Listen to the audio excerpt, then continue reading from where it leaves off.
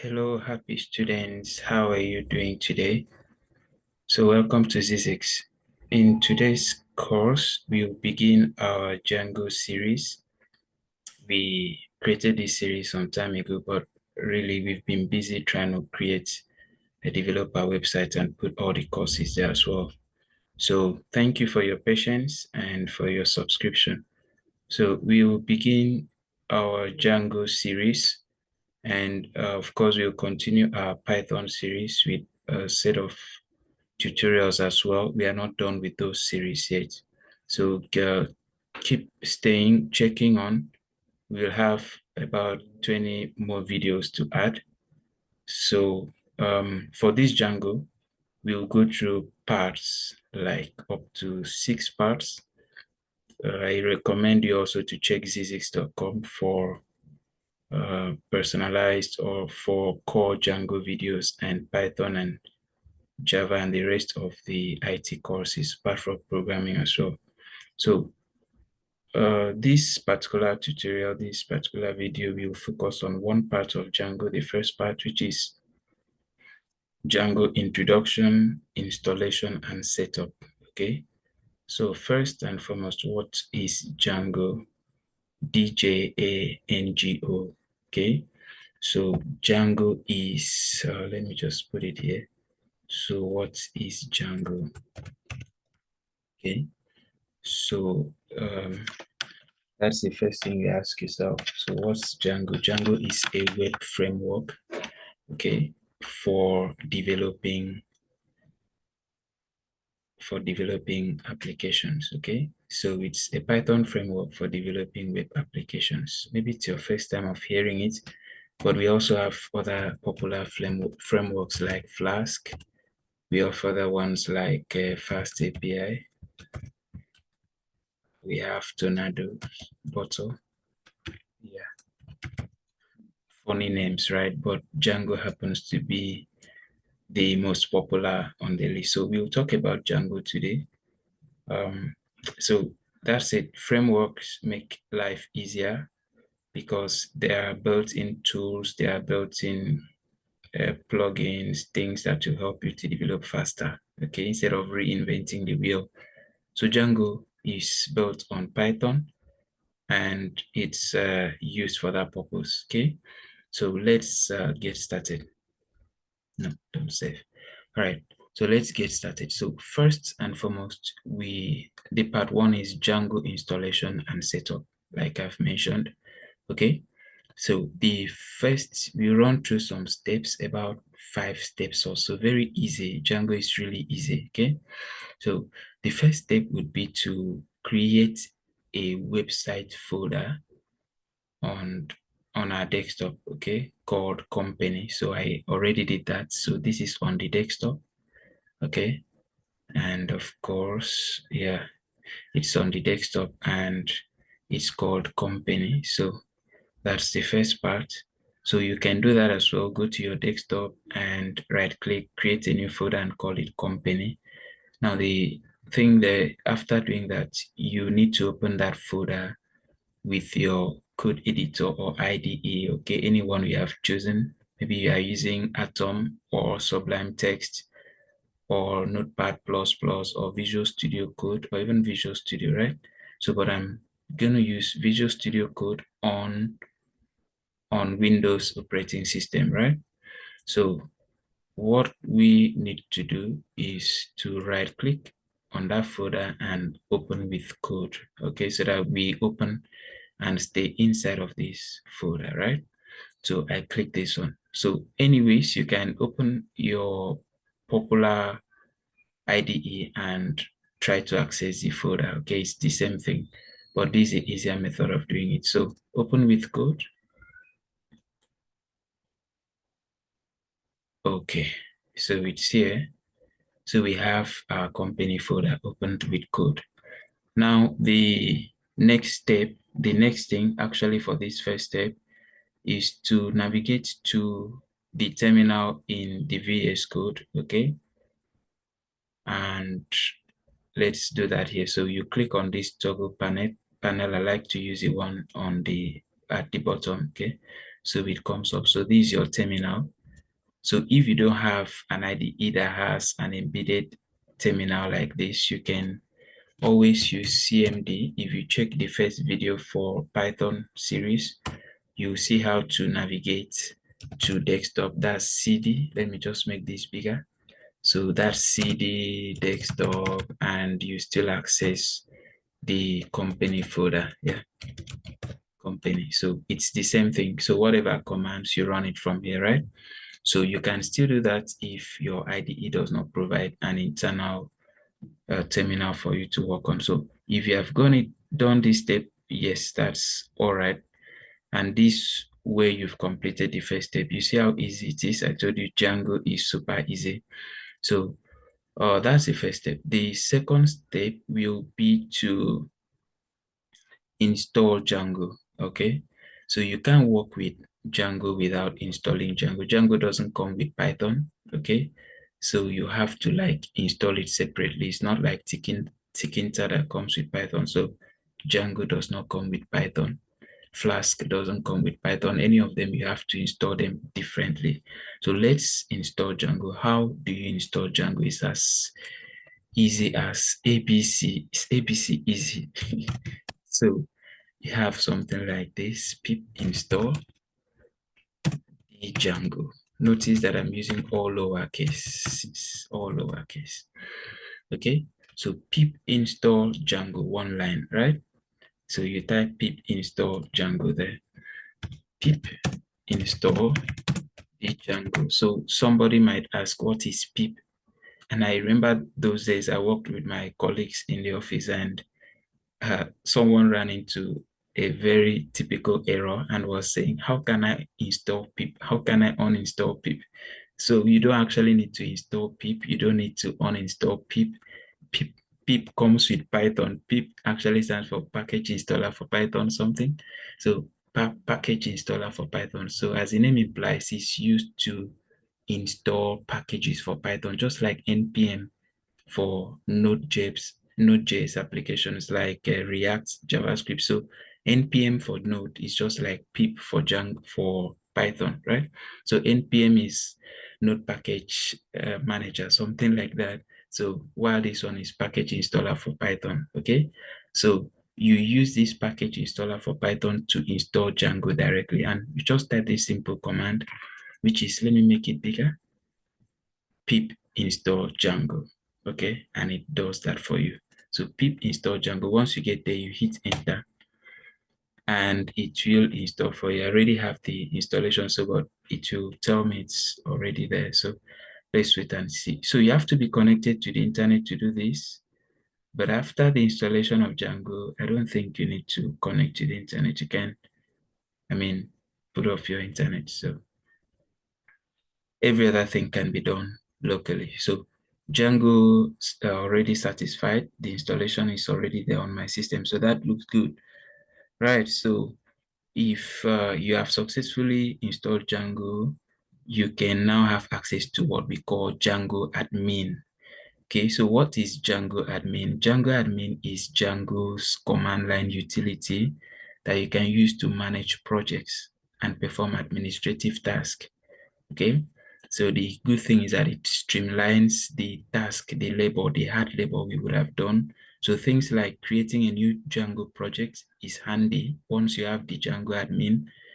Okay, once you install Django, that you have access to Django admin. You can create new Django projects. You can migrate databases. That you can move databases from your code base to your actual database management systems. Okay, and you can run the Django development server using what we call run server. All these things, you'll see them as we proceed. You can create super users, all right? And you can do a lot of stuff just with Django admin. So it's so powerful. It's really powerful tool that automates many routine tasks. All right, so we will use that Django admin to start a project, to create a project. Notice that I use the word start a project so that you get used to it. So you don't use create project, okay? You can use that in Laravel, PHP, blah. But for Python, for Django, you use start project. So let's see. Now that you've installed your Django, the next thing to do will be, let me clear my screen. The next thing to do will be to install or to create a project. So to create a project, what you need to do is you type, okay, let me go to the next, okay. So you use the Django admin, right? Django admin, I just talked about it, okay. So let me reduce this. So Django admin project. Notice that the project start project has no space. It's not two words. It's actually one word. So start project. Okay. So start project and what? So we have Django admin start project and the name of the project. So we call, let me reduce this one more time. So we call this company and dots. Okay. Django admin start project company and dots, right? So let me explain what this means. So I already talked about this utility tool, this utility from Django admin, right? That helps us to access most of the things, to automate our routine tasks like creating super users, creating new projects, and the rest. Now, the start project is kind of function that will help us to create a new project, okay? And the project name is what you write after this. It mustn't be company.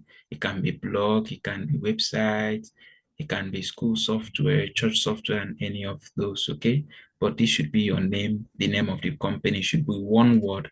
You shouldn't have something like this, company, no. Okay, if you need two words, you can use underscore or just put them together, right? So after this, notice these dots, very important. So it's not compulsory though, but we need these dots so that we can, how can I put this? So we need these dots so that we can actually install the project. We can create the new project within our current directory. So that's the thing. So if you don't have that dot, Django will go ahead and create a new project outside of this, our folder that we are currently in, which is not a good stuff. Well, it's a good thing, just you have to know what to manage, how to manage it, okay? So, but we want everything to be within this so that it's simple for us to manage since we already created a folder. So the way you could have done it would be, had it been we didn't create that folder we created before, you know, the normal empty company folder we created on the desktop, then we could have ran Django admin start project company and hit enter without this dot, right? And that will create an outer folder, an outer project folder, and an inner project folder, so to speak. But since we already created our outer project folder manually, so it's wise to have this. Otherwise, we'll keep having duplicates inside. Okay. So add space and dots to ensure that it prints, that it starts the project within this directory. So I've copied that and I'm pasting it. So company, and notice that this is the outer folder and we want to create the project right now. So once I hit enter, there you go. So notice that we have our, yeah, we have company here, and it comes with this manage.py. We'll talk about that later. Then notice that the company has some files, very important ones for us. Settings file, we can open it, and URLs file. Okay, so we will be working, most likely working with these two files. So don't bother working with this file, asgi.py, wsgi.py, or manage.py, but they are really important. Don't also delete them. They're actually engines that help to run the Django project, okay? So you'll be working with settings and URL. So automatically it creates a project for us. So this is your project folder, like this is your Django project folder inside of the main folder you created, right? So successfully we have created a Django. So congratulations, you've created your first project in Django and it's called company, right? Okay. So the thing is, we want to also, now the third step, are we on step 3? This was step 3 already, right? So the fourth step would be to create an app, okay? An app called front end. Actually, you don't need to add, for creating an app, you don't need to add a dot at the end. I will show you how to do that. You don't need to add a dot. It's going to create within the folder, all right? So, let me talk about briefly about apps. Okay, in practice, most Django projects contain one or more apps. Okay, they contain one or more apps. All right, but can we build Django projects without app? Absolutely, yes, we can. So we can just, but that would be a single, very simple application, but a very simple project. So, but let's talk about apps. Let's talk about apps. Think of an app as a component within a project that is designed to handle specific parts of functionality. Okay, so you have a project like a school manager. There are functionalities like fees, other functionalities like admission, other functionalities like results, other functionalities like user management, staff payroll, PTA, and what have you. Okay, so these separate functionalities can be called apps. Each of them can be called apps. It's really, really essential for you to understand how apps can work. So you can have blogs, messaging, inventory, or user authentication as apps, okay?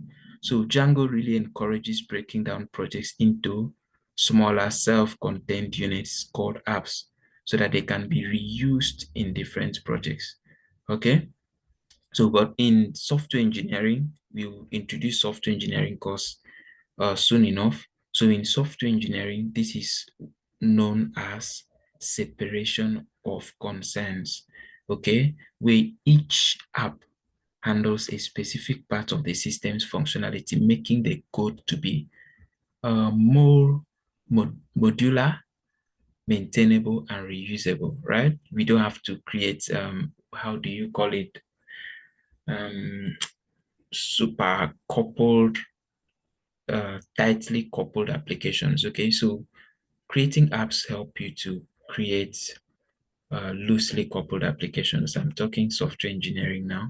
All right, so let's see how to create apps. To create apps, notice that this was pip, notice that this is Django admin, but since we now have access to manage.py after using Django admin to create a new project, so we can use manage.py for stuff.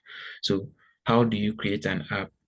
So to create an app, we will create an app called front end, and this is how we created Python manage.py, and we call it front end. Okay, so this is the name of our app. This should be constant. Okay, so you just call it the name of your app, maybe results, okay, maybe fees, like the example I just mentioned, right? Maybe admission, right? Or what have you. But for us, we'll call it front end to manage some front end aspects for now. So let me copy that and paste it here. All right, so we'll create, and notice you have the app here alongside the company on the same folder level, but they contain similar things, but different, not too similar things. There are some differences. Okay, so let me go ahead and create the front end app. Once I click enter, you see it created there. Okay, did I make a mistake with that? Uh, please, I made a mistake with that. I made a mistake. I missed something. So start app. Sorry about that. So we have Django admin start project company dot, whereas here we have Python manage.py start app, and we have front end. Okay, so this start app ensures that it starts app, and notice there is no space. Okay, so there is no space at all. So let's copy this and paste it there. So my bad. Okay, so it's pasted. Front end is now created. yeah, expectedly. So we can explore. You see there is settings in the normal project folder, but there is no settings in the front end. There is URLs here, but there is no URLs here. We will create that and link them up. There is models here, but there is no models there. So those are the differences. And I mean, these ones are smaller, whereas this is the general stuff that runs the application, like the umbrella, right? So you have to know where and which one to use, okay? So we have successfully created our app, okay? Our first app. So once we create the first app, the next thing will be to register our app, okay? You don't just create an app and leave it. So the thing with the registration is necessary so that Django will recognize and include the app as part of the project. Without registering the app, of course, Django will not know the app exists and you run into errors, especially when you are trying to run migrations, okay? So it's better we create an app. So how do we create an app? You click on settings. How do you see your settings folder? Go to your project folder, the normal folder, that's the outside folder, and get to your Django project folder, the same name company, and click on it. You see settings.py inside. This is a configuration file. You should be used to it. Okay, so that's how it is. We can scroll down to the end. Not much. How many lines? 1, 2, 3 lines, right? That's pretty easy. All right, so we scroll to the section we have installed apps. You've seen it, right? So application definitions installed app about line 33 to 40. All right, and at the end of all these installed apps, we can add our own after that comma. And then we make sure you open quotes, single quotes as well, and add the app, okay? Just the way you named it, not in capitals, just the way you named it. And just to make it safe for other apps so that you don't forget to add that command. So you just add it and save it, okay? Leave it that way. So let me make this bigger. So this is what you've added now, right? So we've registered the app. Let me comment that. Register the app. So we've registered the app. So once we've registered the app, everything looks good, okay? The next thing we'll do, let me clear this first, will just be to run the server, okay? We want to run this server, like we want to make it browsable. We want to see how it looks like um, on the browser, okay? So how do we achieve this? So we use one more command called um, python manage.py. You'll be using this more often. Run server, okay? Python manage. Notice that you can also use py manage.py. It mustn't be me. I like the short form, so I often use py manage.py. But I mean, if you're a learner, you can keep it strict with Python manage.py. And also know that py manage.py doesn't work on all servers. So if you are trying to upload Django somewhere else on the server, maybe using shell terminals on shared hosting or what, you may need to type the entire Python. Sometimes you even type Python 3 or something. So the Py stuff is just used locally. So let's run a server. So to run a server, Python manage.py run server. And if everything looks good, we are good to go. All right, let me show you something. All right, so we've started our server. You often see this red stuff because we've not yet applied, we've not yet run migration. So that you will do, but I mean, it has to do with databases and stuff. So we are not yet on that, maybe part 3 or so. Now, the thing is, we ran Python manage.py and this checked and everything, no issues, and writes everything. And at the end of the day, it gives us this URL, very safe. We can always browse it. So this 127.0.0.1 is actually the IP address for localhost, right? So instead of typing this, you can also type localhost. Otherwise, you just hold down your control and click this. It will open for you. Okay? It will open. Yep, it will open for you. It will, yeah, 1,000. So Django works.